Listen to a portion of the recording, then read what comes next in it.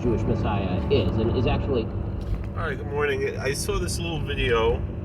I think the name of the channel is Wretched, and they were talking about, well, I'll play the video here and react to it. I watched already, so it's not like a dry run, cold turkey reaction. But I just wanted to share my reactions to this video. So it started off with a few clips of Ben Shapiro, who we're about the same age. He was born one day after me. We were in the same year. So I always feel like, here is this kid. He's a day younger than me, and he's so much more successful than me. And but I know it's because he works very hard. He worked very hard all his life, and that's why he has so much hatzlacha. And I wish him more. But I have a little bit kinda seifrim, the jealousy of scribes. But anyway, basically he's telling over the basic ideas of why we disagree with the Christian views of Jesus and stuff. And this Christian speaker is going to say the following. Let's just listen.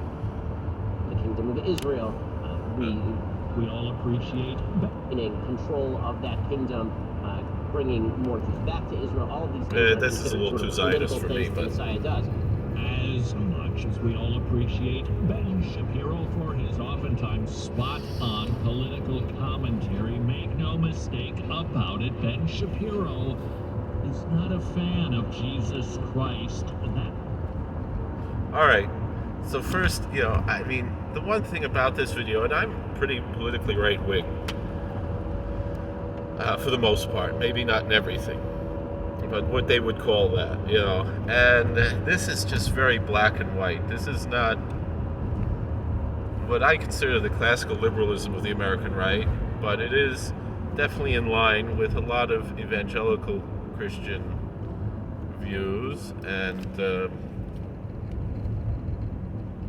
I believe in religious freedom, so I'm welcoming of that, which I think this is kind of the same page that Ben Shapiro is on with this. But anyway, he's saying on one hand, we love Ben Shapiro because of his political views. I don't exactly agree with a lot of Ben Shapiro's political views personally, or even all of his religious views, because he's a religious Zionist.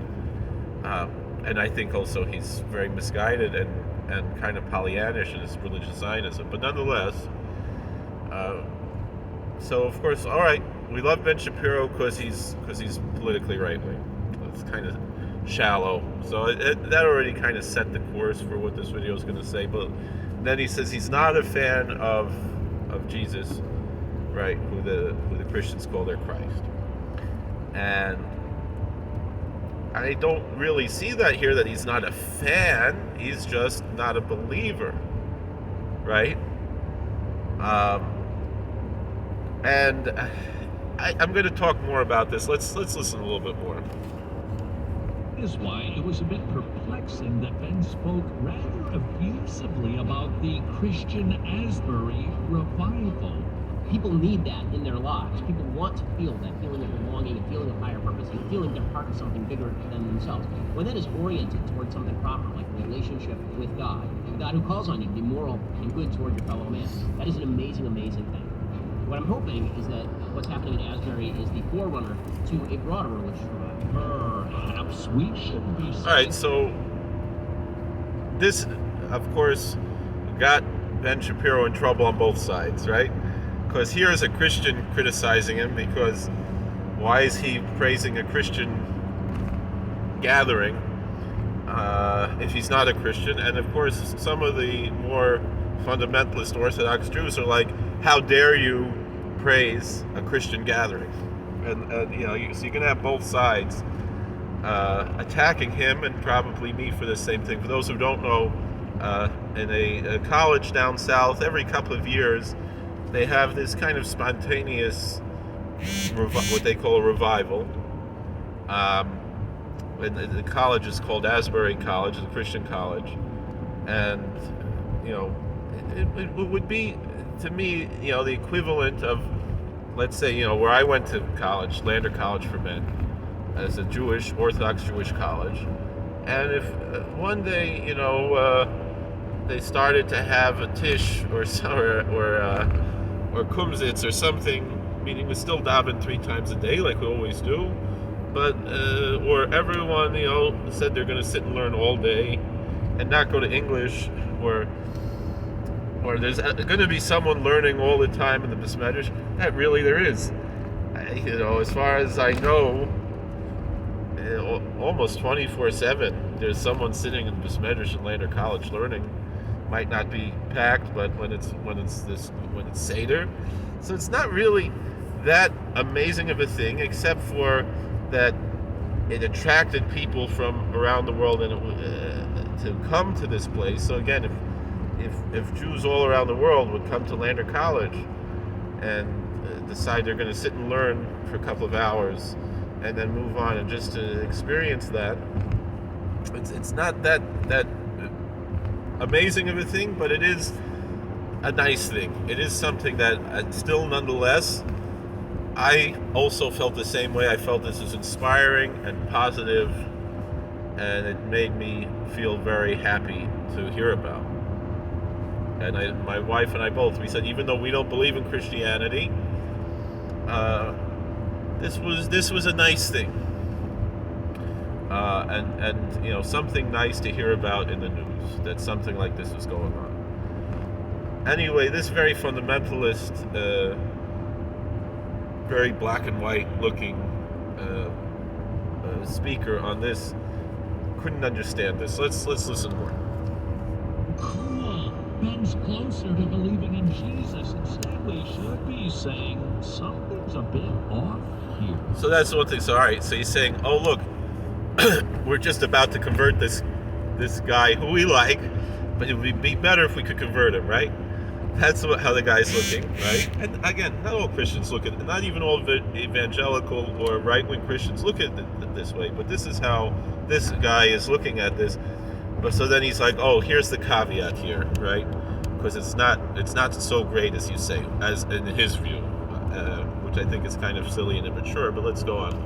Either Ben didn't watch enough of the Asbury Revival to get offended, or there was nothing offensive spoken at Asbury that would cause an Orthodox Jew to either get saved or be mad as a hornet when Jesus... So this is what really is the caveat here. This is really the crux of this whole discussion here. Whoever this guy Wretched is, and I'm not saying he's wretched, I'm saying he's using like from the Amazing Grace, who saved a wretch like me. That's how, he's saying there's only 2 possibilities. He cannot imagine there's more than 2 possibilities. Either Ben Shapiro didn't listen enough to this to either get saved or get angry, or they didn't say anything at this. What he's saying is a so-called revival, and it's not really a revival. It's too lovey-dovey and hippie and not really Christian enough. It's one or the other. There's a third possibility, and I'll use a parable. I remember hearing, and I'm almost to work, and I don't want to miss too much, and I also usually like to call my wife before I get to work. But I remember listening on the radio. It was a Catholic radio show, and they were talking about the Mormons, and they said, in Catholicism, Mormons are not Christians because they reject the Trinity. But that doesn't mean we can't fellowship with them and agree to disagree, right? And I know the evangelical Christians would agree on the first part of that, but maybe not the second part, right? At least this person would probably feel the same. I can feel, and I'm sure Ben Shapiro can feel, about a Christian the way this Catholic feels about Mormons. We don't have to feel about Christians the way that this evangelical feels about Mormons. We can say they're wrong, but they're still good. And this is biblical, because in Malachi 1, 110, 111, thereabouts, it says that God's name is great among the nations, who at the time were all heathens. That's pre-Christian, that all nations worship the Lord in their ignorance. And so theology is not the be-all and end-all. It's important in Judaism. Certainly if you're part of the Jewish community, it's important as an Orthodox Jew. But we don't have to look at the rest of the world through the lens of our theology. We don't have to say, as some fundamentalist Orthodox Jews say, if you're not an Orthodox Jew or a Noahide, you're going to hell. We don't have to say that. I know that's what Yaron Ruvain and Yossi Mizrahi want to tell everybody, and probably a lot of Lubavitchers think, and others think like this. But that's not really, that's not the reality. That's not even Torah. Meaning our tzaddikim, our Rishonim and Achronim had very good relations with both Christians and Muslims. Yesterday, my wife and I, we went to a wonderful conference of Muslim and Jewish chaplains together. Wasn't necessarily even the Jewish people there. They weren't all. There was only 2 other Frum people there. Most of the rest were Reform, conservative. Some of them might have been,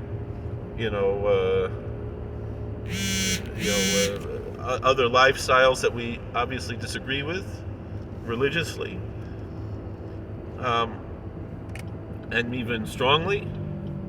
And obviously, the other half of the people that were Muslim. And in some way, we probably felt closer to the Muslims than some of the liberal Jews there. But it was a very positive experience that we shared all together, and with understanding that we'd agreed to disagree. And and I believe that that's a biblical ideal, is to be able to, on one hand, be fundamentalist, if that's our views, and be true to who we are and not give up who we are, but still nonetheless recognize that we're in a fallen world and not everything's perfect, and we're also not perfect, and not imagine that we've got it exactly right either. And in that way,